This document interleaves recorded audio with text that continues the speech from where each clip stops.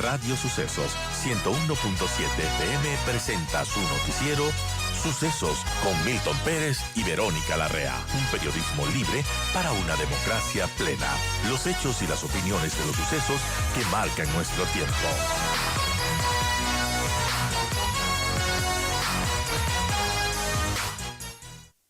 Estamos ya con Arturo Moscoso, director de la Escuela de Relaciones Internacionales de la UID, además politólogo. Gracias, Arturo, por estar con nosotros. Bienvenido. Y bueno, ayer arrancaron estas mesas de diálogo que se instalaron en medio del reclamo indígena por las acusaciones del gobierno de que el financiamiento vendría de parte del narcotráfico. Los dirigentes han advertido en que podrían tomar una postura si continúan estos ataques. Ayer empezaron con mucha expectativa, con dos temas importantes como el subsidio a los combustibles o la focalización de los combustibles y también el tema de la banca. ¿Cómo vimos este arranque de las mesas de diálogo, Arturo? ¿Cuál es su lectura después de todo lo que se ha visto, después de también esta especie de dinamita que lanzó el presidente Guillermo Lasso con estas acusaciones, con esta denuncia bastante grave? Y bueno, el inicio de los diálogos. ¿Cómo vemos todo? Bienvenido, Arturo. Gracias por estar con nosotros. Hola, Verónica. Buenos días. Gracias por la invitación. Un gusto estar aquí. Un saludo a la audiencia. Bueno, con muchas expectativas, como tú has señalado. Esperemos que la dirigencia indígena en este aspecto se deje de dogmatismos y de fanatismos en relación a ciertas ideas y a cierta agenda que tienen. Así como también esperemos que el gobierno pueda demostrar técnicamente también que es viable y que no es viable, ¿no? No me parece prudente la posición del presidente en relación a ciertas declaraciones sobre el paro. Creo que es momento en este instante, el momento de más bien propender a un diálogo que no pase por eso, aunque haya motivos para pensar que el paro tuvo financiamiento del narcotráfico o que se tuviera pruebas de eso, ¿no es cierto? Creo que es importante mantener esa línea de investigación y de búsqueda de la verdad en relación al financiamiento del paro un poco alejada de la negociación, ¿no? Justamente para que no se levanten de la mesa. Es una relación frágil y creo que hay que pensar en eso también antes de hacer cualquier declaración, ¿no? Aunque tuviera sustento fáctico, ¿no? Claro.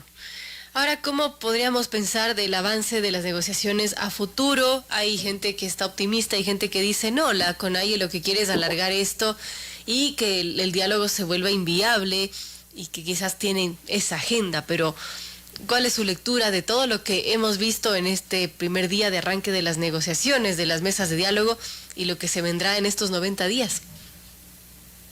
Bueno, habrá que ver, Verónica, porque justamente si la voluntad es más bien seguir caotizando el país y seguir intentando que el gobierno no termine su periodo, pues no habrá negociación que valga, ¿no? Porque simplemente esto será un ganar tiempo y un patear la pelota, como se dice, para más adelante, pero no habrá acuerdo alguno, ¿no? Por eso creo yo importante, y lo he venido diciendo desde que empezó la intención de sentarse a negociar, que más allá de que la iglesia o de la conferencia episcopal sea el garante de esto, debe haber más gente involucrada o más sectores involucrados en las negociaciones, más sectores sociales, los partidos políticos, la asamblea, los principales bloques de la asamblea. Creo que es importante también sentarles en la mesa, porque justamente ahí se verá la intención de la CONAIE de llegar a acuerdos o no. Porque además aquí hay una cosa, Verónica, importante, que el gobierno no puede hacer todo lo que está pidiendo la CONAIE, eso es evidente, ¿no? Entonces no es que esta mesa de negociación implica que se van a cumplir estos 10 puntos y ya. Lo que tiene que hacer el gobierno es técnicamente demostrar lo que se puede hacer y lo que no se puede hacer.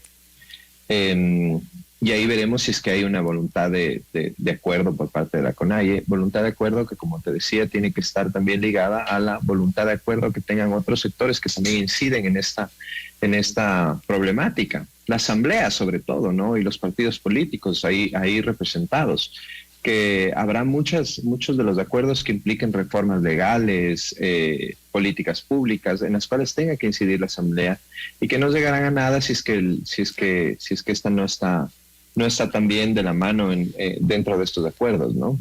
Ahora que dice Arturo es muy importante porque no todo obviamente recae en el Ejecutivo y no todo depende del Ejecutivo. Y por ejemplo hay cosas bastante extensas que ha pedido la CONAIE en cuanto a ese tema de la focalización de combustibles y el alivio financiero.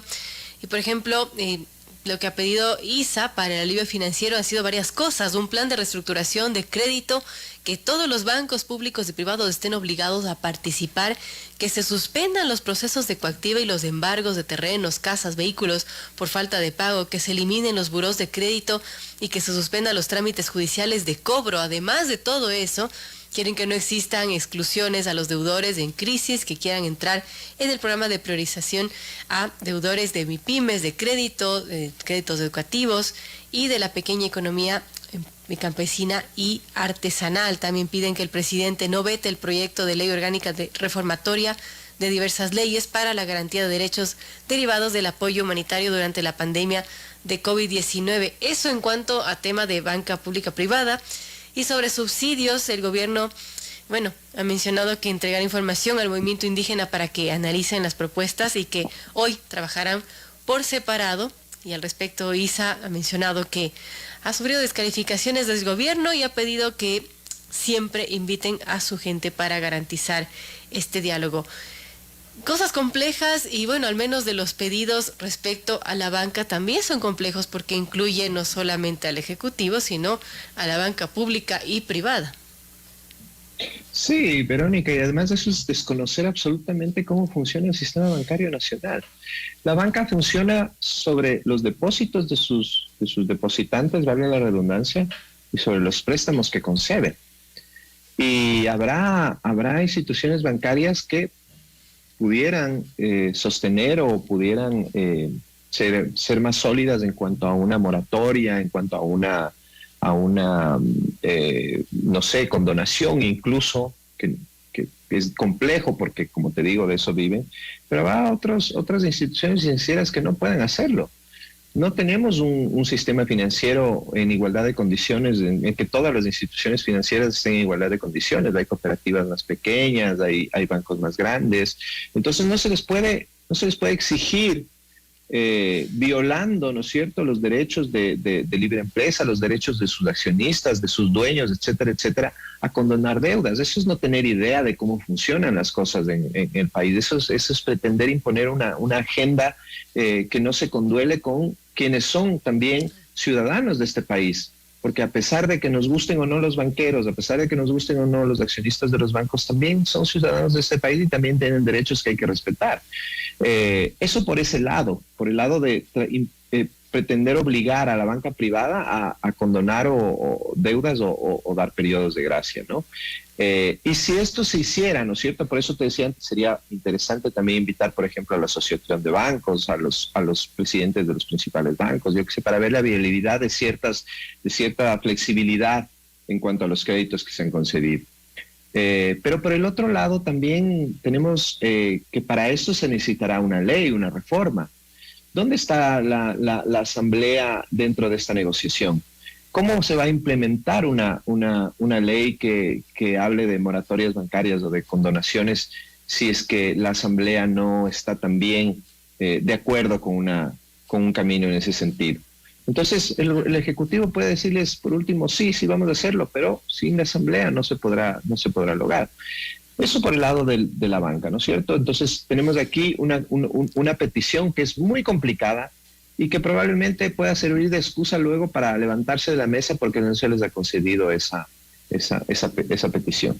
Y por el lado de los subsidios, ya sabemos cómo funcionan los subsidios. Los subsidios son absolutamente ineficientes, los subsidios generalizados de combustibles son ineficientes, no sirven para el propósito que fueron creados. En realidad, a quienes favorecen son a quienes más gastan en combustible ¿sí?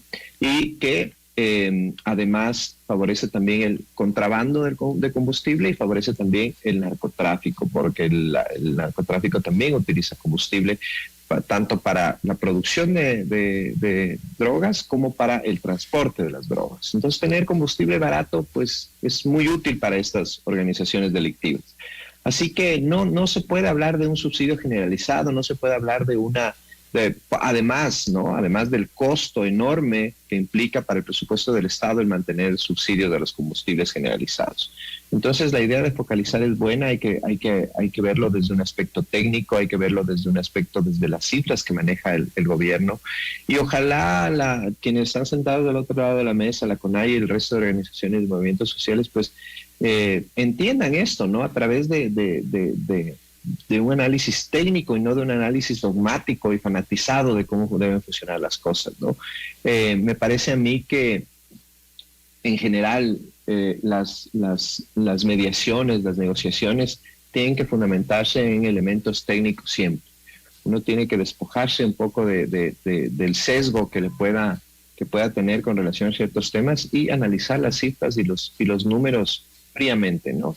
Ahí veremos si es que la voluntad real de la CONAIE y de las organizaciones sociales es negociar o simplemente pretender imponer una agenda, y pues si es que en esa agenda no se impone sin haber ganado elecciones además, ¿no? Así porque es. aquí es como que van a implementar un plan de gobierno que no ha triunfado en las elecciones. Mi plan de gobierno voy a imponérselo al gobierno de turno. Y no, así no se hacen las cosas, ¿no? Si uno quiere imponer un plan de gobierno, tiene que ganar unas elecciones y ahí pues intentar hacerlo, ¿no?